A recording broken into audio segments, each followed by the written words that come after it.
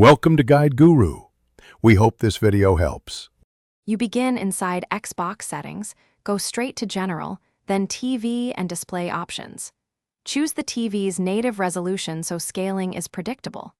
Once done, select Calibrate TV. This built-in wizard is the only reliable way to set the safe zone.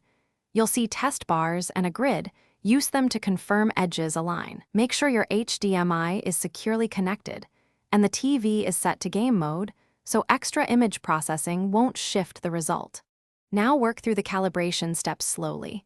Adjust horizontal then vertical so everything sits inside the on-screen guides. You want UI elements like notifications and the Xbox dashboard to be fully visible without cutting off. Once done with sliders, step through the button prompts to test different scenes and confirm changes persist. If you notice movement, toggle game mode on your TV and repeat. This minimizes TV post-processing that causes perceived overscan or image shift. Finish by saving the calibration and rebooting the console so the new safe zone is applied system-wide. If elements still appear off, inspect your TV menu for overscan, zoom, or picture size settings and set them to 1, or native. Make sure the TV is not set to crop. Finally, if problems remain, swap HDMI ports or cable and rerun Calibrate TV.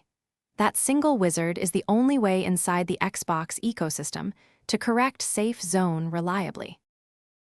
Thanks for watching. Consider subscribing if we helped you today.